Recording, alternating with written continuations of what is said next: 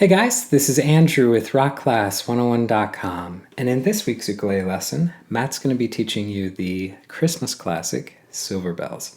Now, I got a chance to play through the entire arrangement this afternoon, and I got to say two things about it. First off, it's a ton of fun to play, but secondly, I think it's going to be best suited for the seasoned beginner. With that said, there are a few things that are a little bit tricky, so let's dive into those. Now the first two are actually related to chords. The first one is that there is one chord, which you can see right here, that has you doing a bit of a stretch. So if you're new to stretch chords, then I'm going to link a lesson in the description box below that has 3 exercises. And those 3 exercises you can run as part of your warm-up routine. And what you'll notice, and here's the keyword, over time, they will help increase the reach of your left hand. So anytime you're playing like stretch licks that require your pinky to be Olympic, or these kind of stretch chords like we highlighted right here, those will become much, much easier, but you got to gradually work to increase the reach of your left hand. Now, secondly, there is a bar chord at the very end of this tune, and it's a little bit tricky because it's a double bar. So if you need a recap on how to do proper left hand form as it relates to bar chords, not only what's happening in front of the neck, but also behind the neck, then we've got 2 lessons that we'll link in the description box below that'll help you out with that. And last, the third thing I want to touch on is that this song is played with a swing fill. If you need a recap or an explanation on the difference between playing with a straight fill versus a swing fill, you want to jump into this lesson, which again, I'll link in the description box below. So with all that said, let's take a step back. Let's talk about this lesson. So in this video, Matt's going to be teaching you the entire arrangement. But if you want to get the tabs to print off and follow along with, that's going to be available at this link right here. Or you can go to the site, rockclass101.com, and do a search for Silver Bells. Now also on that page will be the interactive on-screen tab viewer. Now this is a great feature where you can hit play, you can watch the tab scroll across in real time, you can highlight bars to loop sections, slow it down to any speed you want. Just a great asset in learning this tune that much easier. Alright guys, so without further ado, I'll hand it off to Matt to teach you how to play this. Don't forget to grab the high G ukulele, and I'll catch you at the end of the video. Hello, in today's video we're going to learn my late grandmother's favorite Christmas song, Silver Bells. I'm going to bring the camera down, looks something like this. Now to play this, I'm going to be using a rest stroke technique with the thumb, which means as I strike the string, I rest on the next string. When I go through the A string, there's no string to rest on after that, but I'm still kind of going down and in with the thumb to create that really nice sound. We will use some picking later, but with this first part on verse 1, we're just going to be using that thumb picking technique. Now we're going to start here with the pickup bar, play 3 on the A with the ring finger, followed by open on the A. And then we're going to do something kind of interesting. To start the verse, we're going to play a C chord, and we're going to upstrum just 0 on the E, C, and G strings. Now you can just use your index finger if you'd like, kind of like that, because the melody note is this G note, which is why we're playing this with high G. But I like to use the nail of my thumb to kind of come up. It gives a texturally different type of tone. You can do that or with the index, whatever's comfortable with you. So after I've done that up, I'm then going to play open on the E string, and then 3 on the A again, and then open on the A. So now that makes the first bar with that pickup measure sound something like this. 1 and 2 and...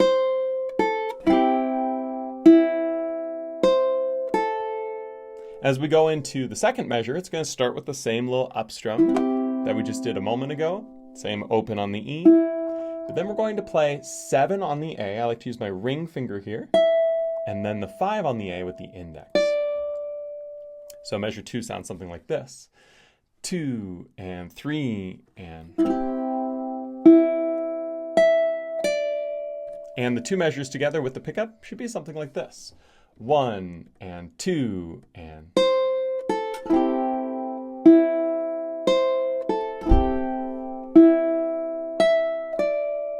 Now as we go into measures 3 and 4 here, this index finger is going to slide down 2 frets to be on the 3rd fret of the A string. Then we're going to add our middle finger to the 5th fret of the C string and our ring finger to the 5th fret of the E string. Notice how the fingers kind of tilt towards my shoulder over here across. That can help make the room for these notes to be fretted. I'm going to strum through all 4 strings with a thumb. Gives us this beautiful F add 9. Then I'm going to play the E string 5th fret.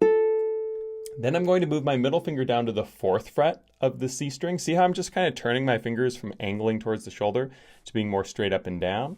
I'm going to play my C and E together, and this is where the rest stroke is so important. You see how I'm starting on the C string with the thumb, play the C and E, and stopping on that A string. So measure 3 in time sounds something like this. 2 and 3 and... From here I go on to measure 4. I'm going to take my middle finger, slide it down to the 2nd fret of the C string, take my ring finger off and move my index finger to the 1st fret of the E string, strum my C, E, and A for this little D minor. Then I'm going to stretch my pinky out to the 5th fret of the A string. Then I'm going to play the 3rd fret on the A string with the ring, ideally leaving my fingers in play here so I can get that resonance of the C string and the E string continuing through. That makes measure 4 sound something like this. 2 and 3 and... And measures 3 and 4 should sound something like this. 2 and 3 and...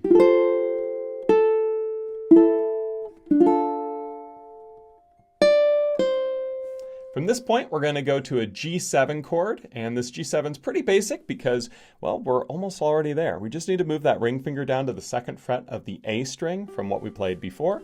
0, 2, 1, 2 with our middle, index, and ring. Strum through all 4 of our strings here. Then open on the G. Then we're going to play 2 on the E. Just take that ring finger, move it up 1 string. So you see I'm going from the 2nd fret of the A string to the 2nd fret of the E string. Play that by itself. In time, that measure sounds kind of funny when you play it slow, but I promise it's correct. Sounds like this in time. 2 and 3 and... Going right into measure 6, we take that ring finger off, play the C and E on the 1st and 2nd frets, or 2nd on the C, 1st on the E, then open on the G, then 1 on the E, which is already there. So a lot of holding shapes are taking place throughout this tune, so it's really important to not take your fingers off unless you have to. Measure 6 sounds like this. 2 and 3 and... And the 2 together, 5 and 6, should be something like this. 2 and 3 and...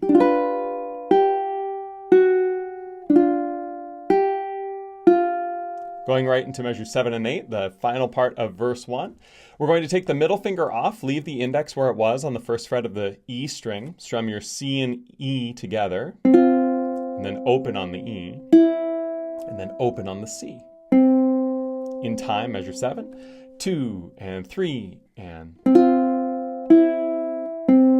And then measure 8, we're going to play a G7, the same way we did before, middle finger on the 2nd fret of the C, index on the 1st fret of the E, and ring finger on the 2nd fret of the A, strum through all 4 strings.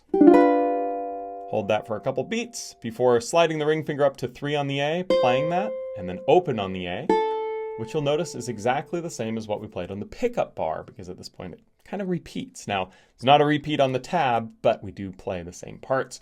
And so to hear measure 8 in time should sound something like this. 2 and 3 and... And 7 and 8 should sound something like this. 2 and 3 and...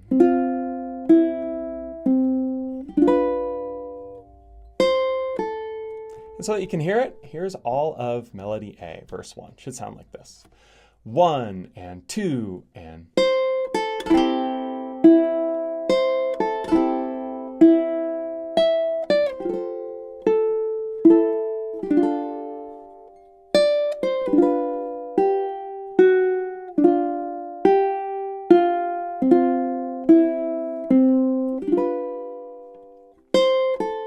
From here we go on to verse 2, and good news, there's a lot of repetition here. When we start on verse 2, measures 9 and 10 are exactly the same as what we played on measures 1 and 2. We're going to do that same little up strum twice. Exactly the same as what we played on 1 and 2. So in time, 9 and 10 sounds something like this. 2 and 3 and...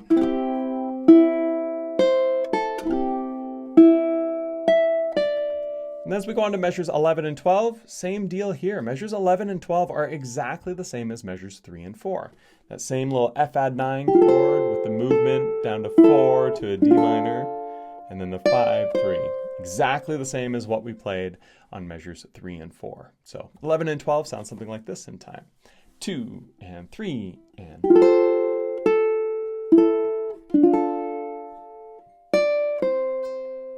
And then as we go on to 13 and 14, they start off exactly the same. In fact, every single note in 13 and 14 is exactly the same as what we played in 5 and 6, except for the very, very last note. So we start on measure 13 the same way, the G7, open on the G, 2 on the E. But then as we go to measure 14, we're going to play the C and E on 2 and 1, just like we did before, and then the open on the G. But now here's the difference. Instead of playing 1 on the E again like we did when we played measure 6, now we're going to go all the way up to to fret 5 with the pinky finger here on the A string. So that makes it a little bit different. 14 in time sounds like this. 2 and 3 and... And 13 and 14 sound like this. 2 and 3 and...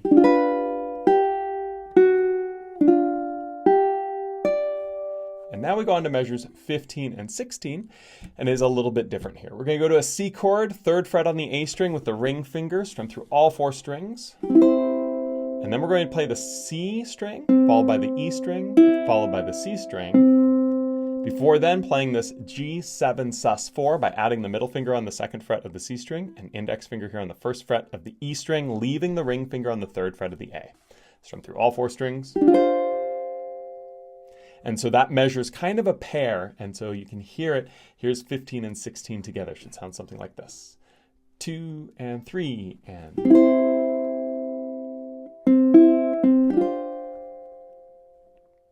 And at this point, it's going on to the chorus. But so that you can hear it, here's all of verse 2. This is going to be measures 9 through 16. Should sound something like this. 2 and 3 and...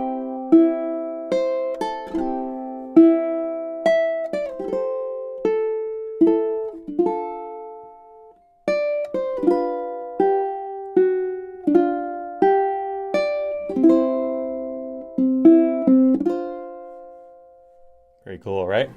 From here we go on to the chorus, Silver Bells, the most iconic part of the song. And when we do this, we're going to switch our technique up a little bit. Instead of using our thumb, we're going to go to 3-finger picking. So I want your thumb on the C string, index on the E, and middle on the A. A couple quick tips. Try to make sure that your index and middle fingers are perpendicular to the strings, right? We don't want to be going in front or behind. We want them perpendicular, and then the thumb kind of comes in front of those fingers closer to a 45-degree angle, just like so, right over the sound hole. That gives you the best tone as you're playing it through. And then what we're going to do is we're going to play the C and E strings together to start this melody. Now this is why I want these fingers offset by virtue of their angle. See how the index is perpendicular and the thumb is 45 degrees, and you see how they aren't over the top of each other. That allows me to play these 2 strings simultaneously, letting them ring without the fingers running into each other. See how the fingers are kind of going, the thumb in front and the index behind. If you try to pinch like this, you just don't get much opportunity for sound versus this. It can make a huge difference. So I'm going to pluck the C and E together. And then I'm going to add the 2nd fret on the C with my middle finger and 1st fret on the E with my index. Pluck those 2 together now. And then I'm just going to slide that shape up 2 frets. So I'm at 4 and 3. Pluck those 2 together. Then I'm going to play the 4 on the C string at the very end of measure 17. So measure 17 in time sounds something like this. 2 and 3 and... Going into measure 18, it's filler here on measure 18. We're going to be playing 3 on the E, which is already there. 4 on the C, already there. 3 on the E. Then open on the C by just taking off the middle finger. So in time 18 sounds like this. 2 and 3 and the 2 together so you can really get the feel of the melody, and then that filler should sound like this. 2 and 3 and...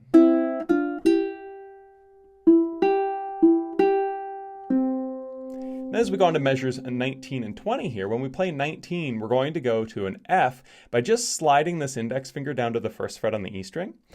Then we're going to use our middle and index fingers to pluck the E and the A strings this time. 1 and 0. And then I'm going to play 3 and 2. I'm going to use my ring finger here on the 3rd fret of the E string and my middle finger here on the 2nd fret of the A string. Pluck those two together. And then I'm going to slide the ring finger up to 5 on the E and add the index on 3 of the A. I think this is the hardest part of the tune just because it's a little bit of finger gymnastics. So take it nice and slow. And get comfortable with the fingers that are needed because it is sort of different fingerings each time. And at the very end of that, we're going to play the 5 on the E to start a little filler section. So 19 sounds like this in time. 2 and 3 and...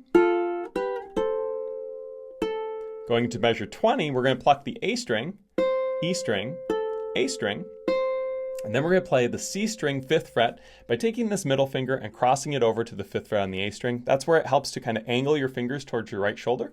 We basically played this chord earlier in the song. If you remember when we played the F add 9, we're not playing the G string on this measure, but we are fretting it the same way. So we want to make sure we get those angles so that we can pluck that 5 on the C using the thumb here on our playing hand for that nice filler. That makes measure 20 sound like this in time. 2 and 3 and... And the two measures together should be something like this. 2 and 3 and...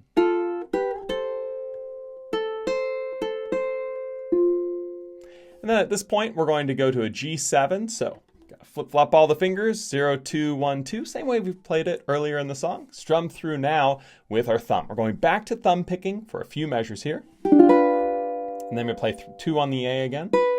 Then 3 on the A, pivot the ring finger up 1 fret to the 3rd fret of the A string, moving the fingers to be more straight up and down. In time, 21 sounds like this. 2 and 3 and... Then measure 22. I'm going to add my pinky finger here to the 5th fret of the A string. This can be a bit of a stretch. Just make sure you're getting right up next to the fret wires here. Keep the hand more straight up and down and strum through all 4 strings. It's a variation on a G7. Then I'm going to play the 3 on the A using my ring finger. And then I'm going to move it back down to the 2 on the A for the G7 to kind of be rebuilt at the end of measure 22. That makes 22 sound something like this. 2 and 3 and... And 21 and 22 should sound something like this. 2 and 3 and...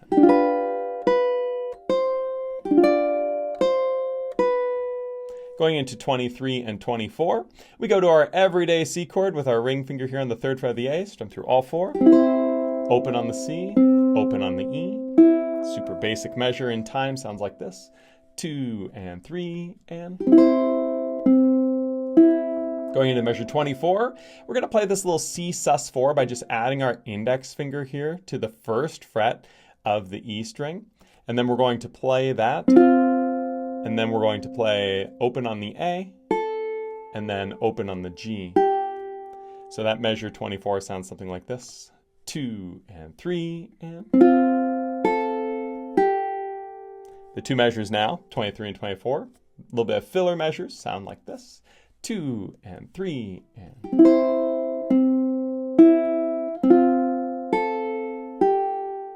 And that's actually the end of chorus 1. So that you can hear it all the way through, here's measures 17 through 24. Should be something like this. 2 and 3 and...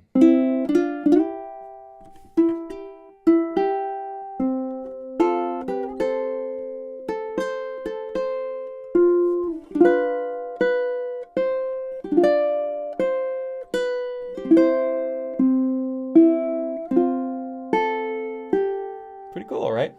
Now, if you notice carefully there, I actually started chorus 1 with my thumb, and I remember I told you to use 3-finger picking, and you could see kind of why I recommend the 3-finger picking there. I kind of got through it with the thumb, but it sounds so much better with the 3-finger picking, just so that you can really enunciate the melody notes. So that's a little good teaching moment of why you might not want to do it the way I just demonstrated with the thumb, but rather do it the way that I'm teaching with 3-finger picking. On that same note, we go now to melody D, which is chorus 2, and hey, measures 25 and 26, they look familiar because they're exactly the same as 17 and 18. So we go back to our 3-finger style, and we play them through exactly the same way we did 17 and 18, and that sounds like this in time. 2 and 3 and... Ah, it's so much nicer with the finger picking, isn't it? Then we go on to 27 and 28, and guess what? They're exactly the same as 19 and 20 were. So that same little F with the movement up here, and that sounds something like this. 27 and 28, same as 19 and 20 in time. 2 and 3 and 4 and... Pretty cool, right? Now we go to measures 29 and 30. Well, 29 is the same as 21. So same G7 and then the 2 on the A, then the 3 on the A. That's exactly the same. In time sounds like this. 2 and 3 and... But then 30 is different than what we played on 22. We're going to do 3 spicy chords. Well, 2 spicy chords followed by a G7. The first one is a G7 flat 9. We play this 4, 5, 4, 5. Index finger to the 4th fret of the G string. Ring finger to the 5th fret of the C string. Middle finger to the 4th fret of the E string. And finally, pinky finger on the 5th fret of the A string. Tilt these fingernails towards your shoulder like we did with some other chords. That can be really helpful. And strum through all 4 strings. And let it ring for a moment. I know it's written as a beat, but I like to really slow this part down and make each one of these chords last a moment. After I've done that chord, I'm then going to play a G13, and I do that by taking my index finger, barring across the 5th fret of the C, E, and A strings, then taking my ring finger and barring it across the E and A on the 7th fret. So I have 0, 5, 7, 7. Alternatively, you can use your ring and pinky fingers here on the 7th fret of the E and the A strings. It doesn't really matter. You just want to play it however it's comfortable. It's a little bit of an awkward chord, but it's a really pretty sound. Then after I've played that chord, and again, let it ring for more than the beat that's written there. Then I go to a G7, and when I do this, I slide the fingers down, middle finger on the 2nd fret of the C, index on the 1st of the E, and ring here on the 2nd fret of the A, strum through that. And so in time, measure 30 sounds like this. Again, I'm not going to do it each on a beat. I kind of let them ring a little bit, make it nice and moody. It sounds something like this. 2 and 3 and...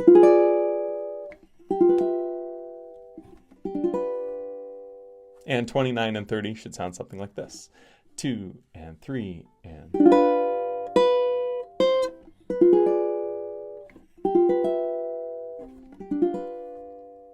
Before finally going into measures 31 and 32, very simple. 31 is just a C chord, ring finger there on the 3rd fret of the A string. Sounds like this in time. 2 and 3 and 2, 3. And 32, we're going to play this same sort of C chord way up the neck. We're going to play 0, 0, 12, 15. And I like to use my middle finger here on the 12th fret of the E string and pinky finger here on the 15th fret of the A. You also can use your index finger here on the 12th fret of the E string. It doesn't matter too much, just as long as you got that pinky on 15 of the A. Strum through 0, 0, 12, 15. It's the same C chord as down here, just an octave higher on the E and A strings. Makes it sound absolutely awesome. In time, that sounds like this. 2 and 3 and 31 and 32, so you can hear the end, sound something like this. 2 and 3 and...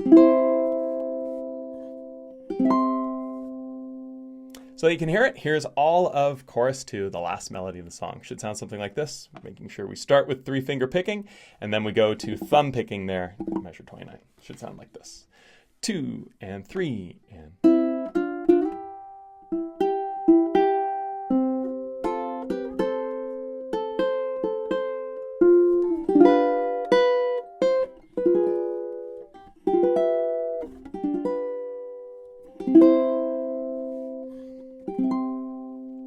Bringing the camera back up. There you have it, Silver Bells. Wonderful high G ukulele tune to play. Uses a lot of different techniques, right? We're using thumb picking and fingerstyle, but we have those sort of up strums to add some interesting complexity to it. So as always, I hope you enjoyed this. If you have any questions, feel free to leave them down in the comments below. I'll look forward to seeing you next time on the next lesson here on Rock Class 101. Thanks so much. All right, guys, so this week's ukulele lesson was a lot of fun.